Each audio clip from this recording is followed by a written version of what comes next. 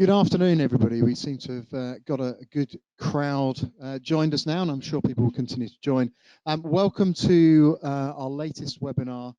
This time what we're going to focus on is something that is quite key at this time of year, especially with the award season underway, around the careers website, UX, automation and talent pipeline.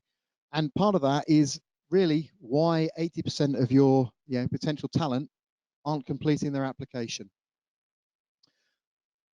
So my name's David Johnston, also known as DJ. I'm account director here at Format. I've been in recruitment a fair while now, and the last over 10 years specializing in recruitment technology and recruitment marketing, primarily focused on talent attraction.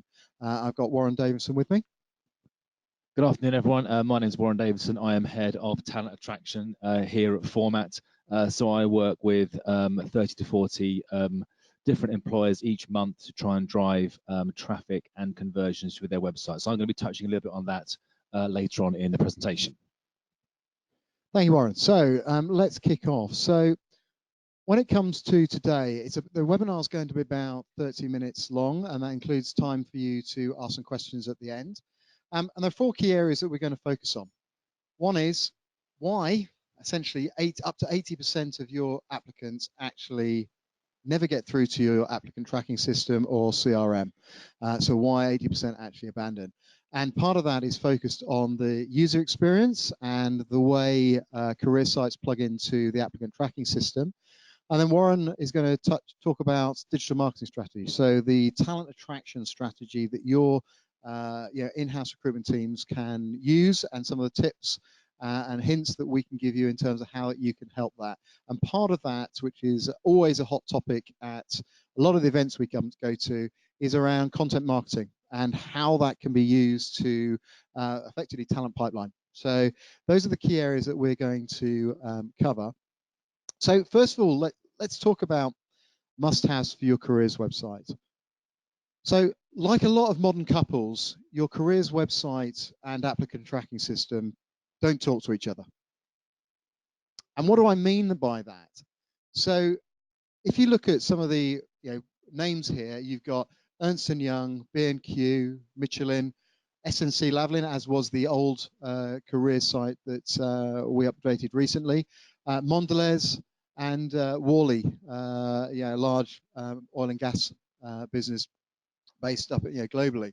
So if you look closely, you'll notice that the the URLs of these aren't necessarily what you would expect, and that's one of the reasons is that you may have the most beautiful careers site in terms of videos, rich content.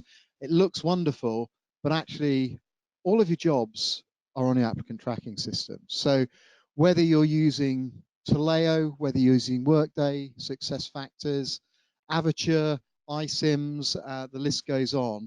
Effectively, Google can't see your jobs. So to put evidence that and show what that means in reality is that within Google, you can actually easily find out how many pages Google can see. So you can see I put in a search here, site : and then the website address. So this was the old Vodafone site 2 years ago. And as you can see here, Google could only see 16 pages. Now, if that was a retail site, you'd be extremely concerned that Google couldn't see any of your products.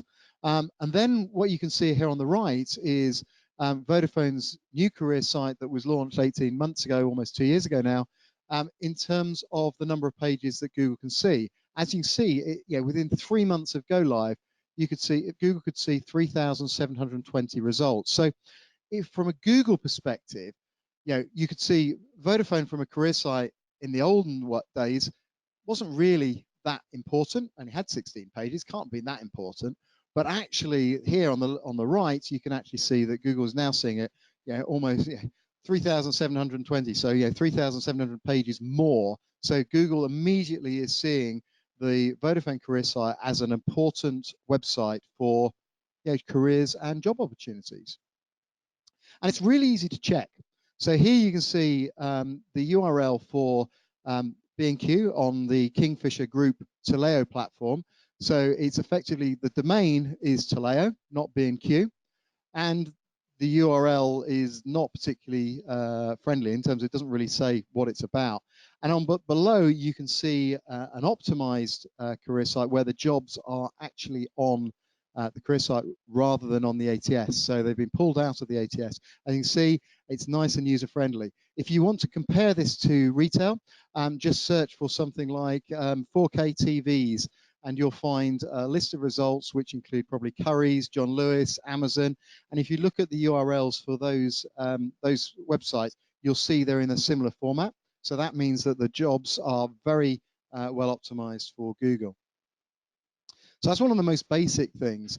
And really, it's now expanded on that. So here we've got some examples here that look really good. That all of these websites, they're showing us careers.topshop, the AA Careers, Virgin Media. All of these share one thing in common, that the jobs literally are being hidden from Google. So imagine if Topman or Virgin were selling their products, and they effectively had a shop window that you couldn't actually see the products, and you had to go onto their stock ordering system. And that's become really important with the rise of Google for Jobs. So Google for Jobs was launched in the UK July in 2018 and has been steadily growing. And if you search any, put into Google any search that has jobs or careers or a particular job title, you'll see the box pop up, and many of you have probably clicked into it and seen it actually how it works. But here's an example of what happens here with the AA. There are two things to notice here. One is from a brand point of view, look at the different logos that are being pulled through. And actually the second is in terms of these are job boards, Glassdoor and LinkedIn. So their logo is in all different formats across all different various platforms. But what's actually missing is the career site. So when you click on a particular job, you can see apply on Total Jobs, apply on recruitment.net, apply on SE1jobs.net, apply on Savannah Recruitment, whatever that may be. But where's your career site? And what you are doing is, a lot of people will say, oh yeah, but we're appearing in Google for Jobs. What's the problem? Actually, yes, you are appearing in Google Jobs, but you're having to pay the job boards to actually apply. You're having to pay LinkedIn to actually get your jobs into Google for Jobs. And at the end of the day, it's really important, from a candidate's perspective, that it's easy to find your vacancies and apply on your career site. And what we are seeing with aggregators now, so ZipRecruiter, Nuvo, Zerk, all these new aggregators that are appearing, is that actually you could click on a job in, say, Zerk, and then that would link you through to a job on ZipRecruiter, which would then link you through to a job on LinkedIn, which eventually would link back to your career site or back to to actually apply for a job. So it's becoming a really convoluted way. Candidate experience is can be really bad. So it's really important to get your career site optimized so it appears in the jobs appear in Google for Jobs and you don't get bounced around. You can test this really easily. So you can go to one of your vacancies. So here's an example I found of a vacancy on the AA, and you can use this URL here, and it will give you this little testing tool. You put in the job URL, and it will tell you whether it's eligible for Google for basically what they call rich results, which is effectively what Google uses, which is called a schema. Here you can see exactly the same approach with a job on the Vodafone site, which shows it's eligible for rich results. So that way, Vodafone's jobs are appearing in Google for Jobs. That's why the AAs aren't. So it's quite a simple test that you can do and check out all of your jobs. And then it comes to the actual user experience. So here it's about how your career site is plugged in to your applicant tracking system. So and actually, as I mentioned in the beginning, getting to talk. So at that couple actually starting to talk face to face. So who recognizes this? Who's using Taleo and recognizes this interface? So classic Taleo, log in to apply. And how many people have actually tried to create an account or actually do this? What happens when we've done user testing is somebody will put their email address in there and then a password, thinking they are creating an account or creating an application. Just in the, as you would if you were applying for, purchasing something for John Lewis. And what happens? Error. And then you then realize, oh, you've got to click on that new user button. You click on the new user, and then you spend the next 5 minutes trying to get a alphanumeric password with 13 characters, one special character, and a capital before you actually can apply. And invariably, you'll error several times and you'll give up. And here's another example from Workday. Those of you who use Workday will probably recognize this. And also another example with success factors. So this is a classic point of, when it comes to the traditional career site and applicant tracking system together, that the first thing that is broken is that application process. And that essentially means that 50 to 80% of candidates that start their application will never complete it. Now, if you were Amazon or eBay or John Lewis, and you essentially had people put a product into their, they've decided they want to buy this new washing machine, this new TV, they go to actually purchase it, and they never complete their application. That would be horrific, and you'd have retail people going out of business left, right, and centre. It's essentially the same at people going to the till and then deciding actually you don't want to pay it and walking off. So it's about making that e-retail experience come to life on a career site. So it's putting the actual application form, the actual first stages of the application form, and capturing essential information up front, and then allowing them to upload their CV and submit. So in the same way as you buying a product, it makes it very simple, and you're capturing minimal information that you need to be able to make a decision on whether somebody's suitable for a vacancy, and not putting War and Peace or asking somebody to create an account. An account is automatically created. It's like a guest account. You could make that even simpler in terms of making that in terms of a two-step application. So anybody I mentioned John Lewis quite a few times, anybody that starts their application, their purchase on John Lewis, the first thing a retailer will capture is your email address.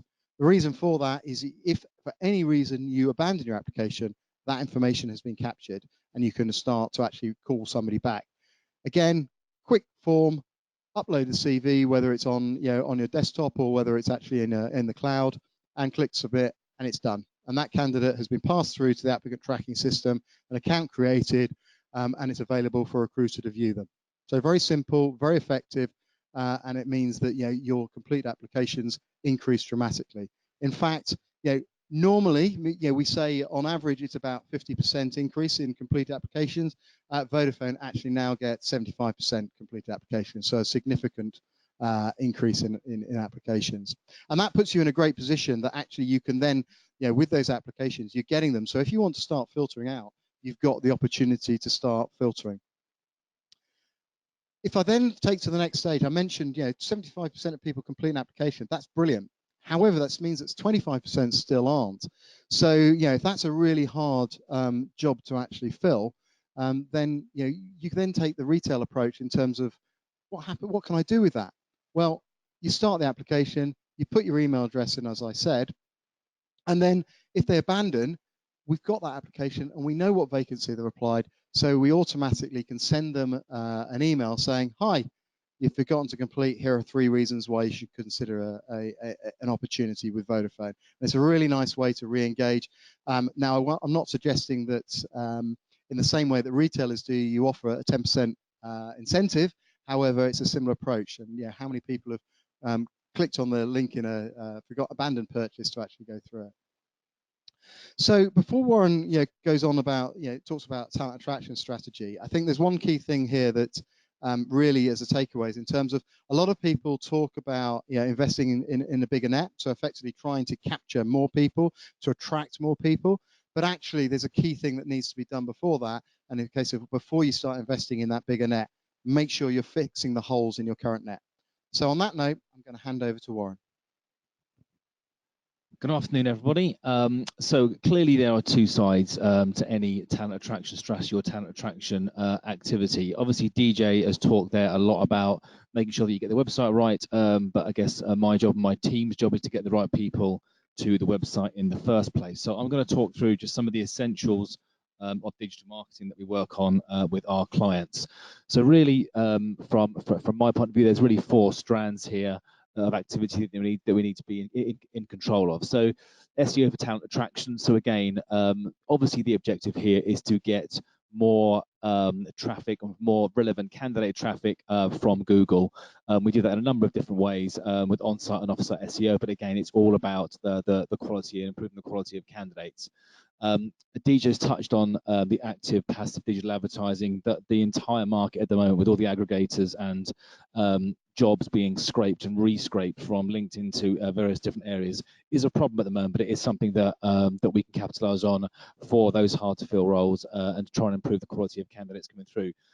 We're going to touch upon content marketing in two different ways today.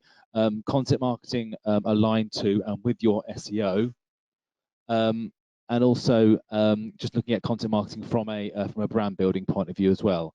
And then, of course, there's the better candidate experience piece.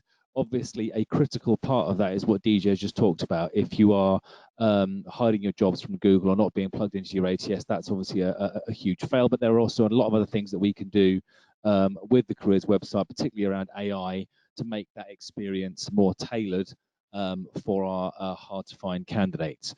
So let's just take these one at a time very quickly. From an SEO point of view, these are really some hints and tips and some of the stuff that you guys can do straight away without even engaging an agency. So essentially for all our clients and careers websites that we work with, we are creating a keyword deck. So this is a list of keywords that you want to rank for, whether it be within your sector, for different job titles, for different locations. Again, just making sure that you are monitoring the keywords that you are ranking for. There's lots of free tools out there that you can use to do that. But again, it gives you that progress month on month as to how your SEO is progressing. Also important to monitor your competition. See where they're beating you, see why they're beating you, what's good about their website, what's good about their landing pages. We can learn a lot from who our competition are, and also it's worth remembering that the competition that you perceive in day-to-day life might be different to your competition digitally and within the Google rankings. A tool here, generating landing pages for key job titles and locations. So really important, and this is really all about relevancy in Google. If I type into Google Marketing Manager London and we have relevant pages with jobs on them that match that, I'm more likely to appear in those results. Also reviewing your inbound links. Again, this is a key ranking factor for Google. So you can have the best, one of the most optimized websites in the world, but if you have a load of poor quality inbound links, that can really impact your search rankings. So it is something that, again, there are lots of free tools out there that will do this for you, but it's something that needs to be monitored, at least once a quarter. And again, the older your website is, the more likely you are to be under some sort of a link penalty or link attack. Also, make sure your jobs are visible to Google. Obviously, DJ's covered exactly how to do that, but equally within Google Analytics and in Google Web Console, you can actually track your performance within Google for Jobs and see which jobs are most popular to candidates finding your jobs in Google. Also, another important point here is that we don't really do any SEO without content. We don't really do any content without some SEO. And so content is a really important piece of ammunition for our SEO activity. Obviously, your jobs and your content are critical. And these are really some of the 7 types of content that dominate SEO results. Not all of them are relevant to careers websites, but many of them are. So answer to the 5 W's: who, what, when, where, why. You can answer all those questions about your organization or what it's like to work at your organization. How-to instructions, again, many big corporates have long application or induction processes. You can talk about that. Best lists and frequently asked questions, also really good for all our content strategies.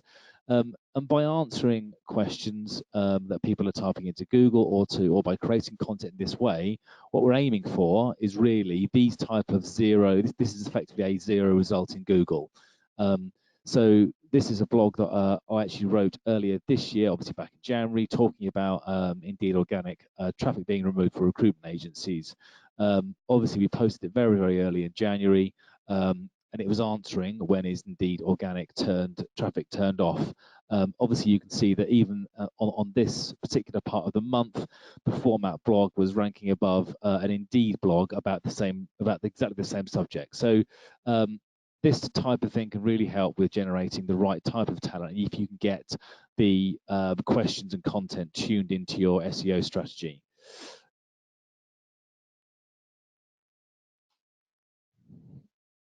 And here's a good example from S&C Lavalin as well. So again, a question about how I discovered civil engineering, and then one of their civil engineering blogs ranking at position 9 in Google. So again, good examples of how this kind of stuff can work. And again, creating content and creating content strategies. We get asked this a lot of format. How do I go about creating a content strategy? How does it all work? And we are starting to do or start to deliver content an awful lot more scientifically than we were, say, 5 or 6 years ago. So this is an example of keyword research that we've done on a subject such as civil engineering. So there are lots of tools out there that will allow you to find out all the key terms that are being typed in around civil engineering, and then in the bottom half of that diagram, you've got headlines from main news sources, but also you've got questions being asked into Google about civil engineering or civil engineering apprenticeships. And in this particular example, we've gone down as specific as within Bristol, within the UK. So again, the research available now would allow you to find out who's typing in questions about a particular job area or career area in a particular part of the country. And it just means that our content is really about driving the right type of talent to our careers website. We've talked briefly earlier about digital advertising. The digital advertising market is hugely kind of complicated at the moment. We do an awful lot of work with our candidates across all 4 areas. And also I very purposely excluded job boards from here because we are more interested in you guys investing in your brand and getting candidates to complete their applications on your website than we are about investing in the job boards. Certainly, the trend appears to be that many of our clients, certainly many organisations, are reducing their job board spend in favour of things like aggregator or Indeed advertising, Google PPC, and then content and display advertising as well. We're finding quite a lot of success by mixing up a little bit of active and a little bit of passive. So doing your Indeed advertising or even Google PPC, and then supplementing that with display advertising around Google Display or programmatic could really get some really great results. And just to go back to our content area, our content pyramid. Again, a lot of the websites that we build are built around AI that serves the correct jobs content and your resourcing teams to the right people. So again, when a candidate comes to the website, they're not always going to go via your homepage. Indeed, many of them will go directly to a job or a piece of content. So when they hit a piece of content, you want to show them relevant jobs, and when they hit a job, you want to show them relevant content, and ideally who wrote that content. So that's where your resourcing teams come in. So our artificial intelligence automatically serves that up to the candidates when they hit different parts of the website.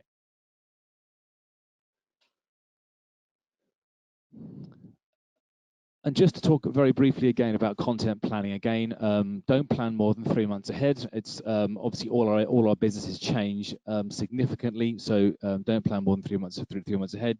Really, your content should be weighted 75% brand building or employer brand, and as I've just talked about there, 25% to support your SEO. So again, lots and lots of clients have really rich positive brand and PR related content, but you've got to make sure that you have the SEO content to drive the right type of candidates to the website.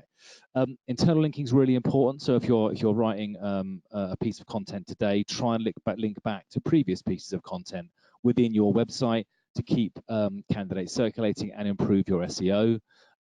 Spread out your posts again. Google is indexing websites more regularly these days, but equally you don't want to post 5 bits of content on the same day. Spread them out over a couple of weeks to make sure you get the full SEO value, and also deliver a variety of content. We've all heard video, infographics, different types of content are really important to keep people engaged, and certainly video is getting more and more popular as time goes by. And another important point to remember is that I think far too many organizations post a piece of content and then forget about it and never use it again. You all have loads and loads of great content on your existing websites that can be either reused, repopulated, or used for advertising as well. So again, don't think that a piece of content dies the day after you have posted it from a talent attraction point of view.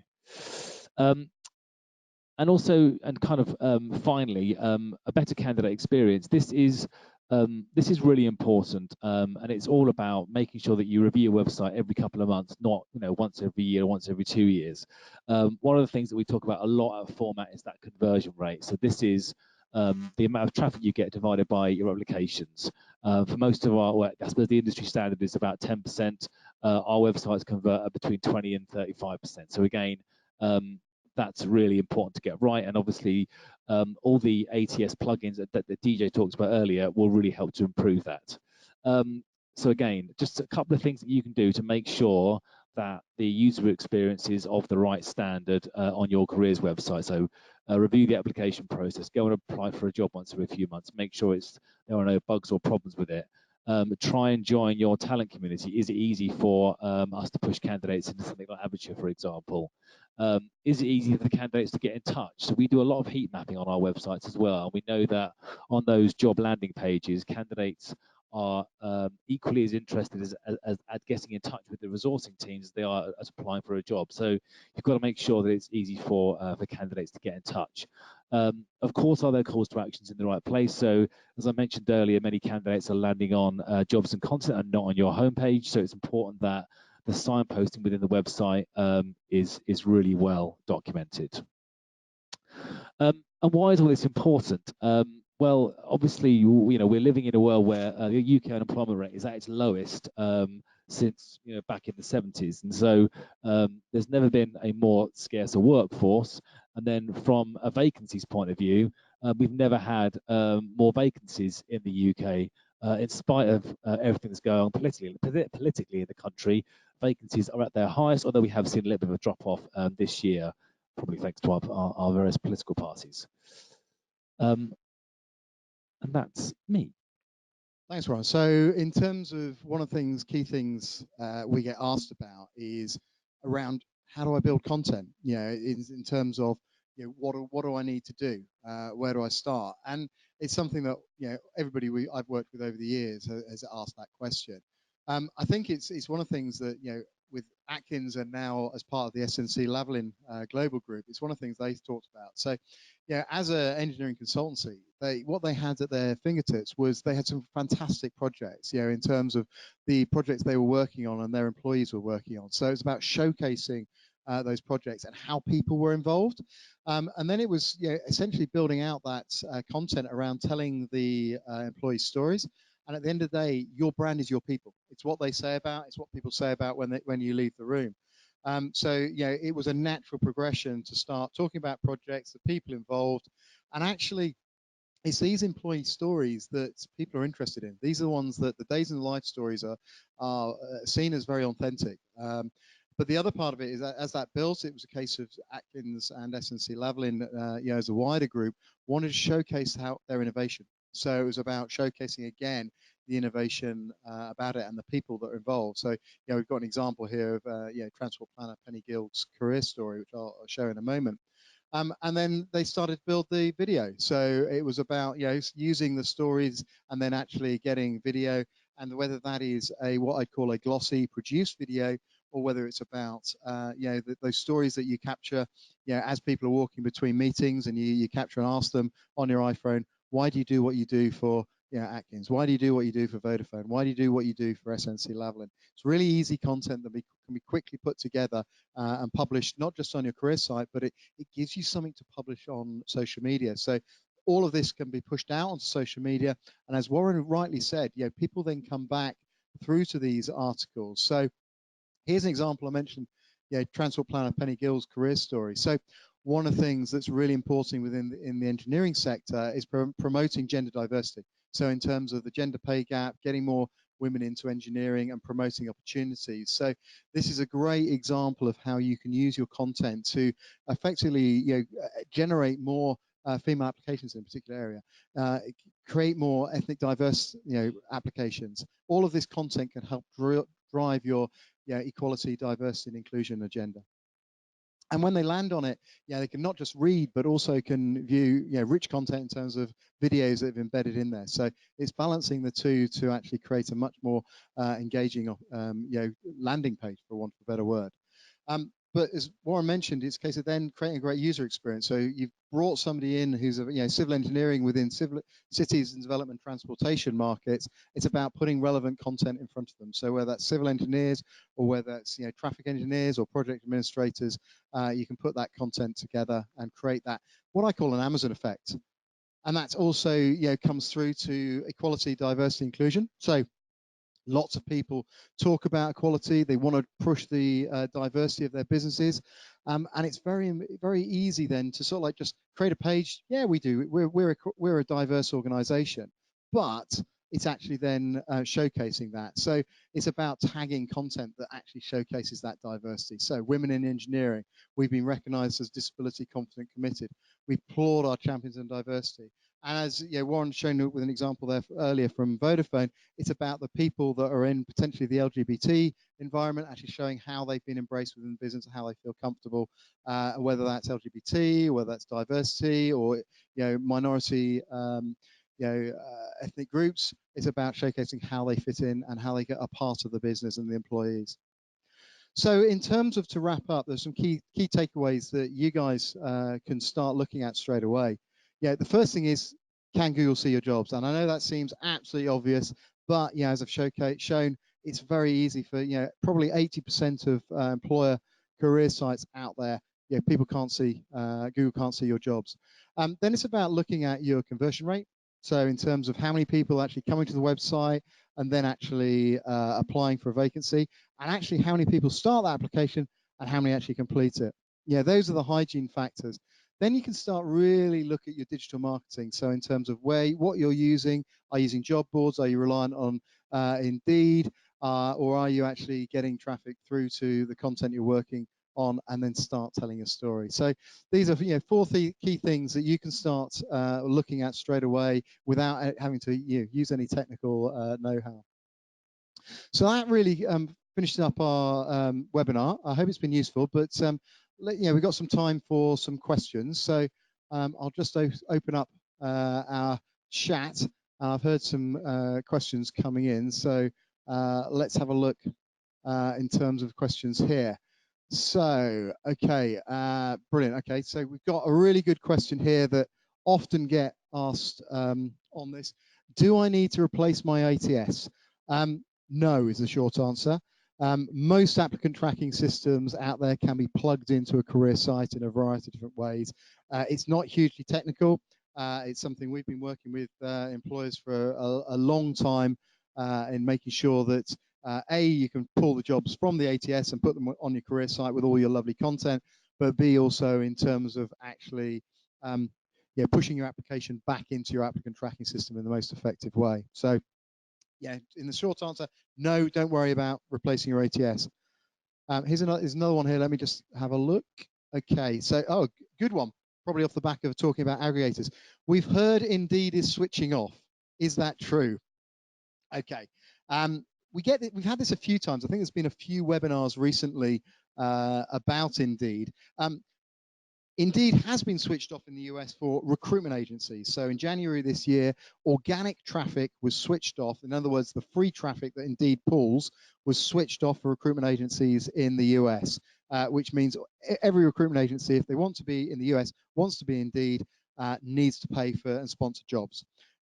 On the second part of it is in terms of it's not being switched off in the UK, but we expect the same thing to happen for agencies in the new year.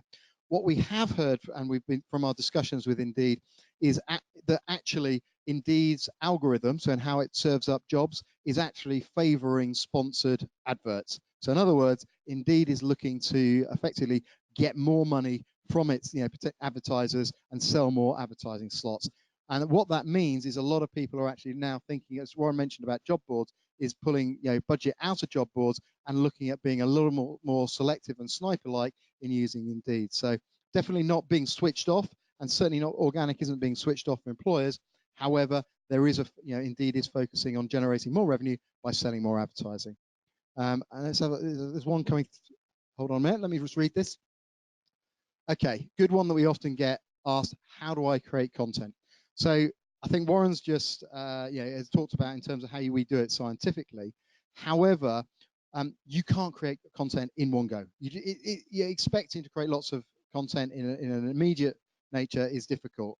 However, you have access to lots and lots of people who work for your own organization. So one of the first things you should do is just ask one simple question. What do you do and why do you do it for your organization? And that way you can create some very quick content that people can send you that you effectively can use to create mini case studies and reasons why people work for your employer, you as an employer, you as an organization, and that's starting to tell your brand.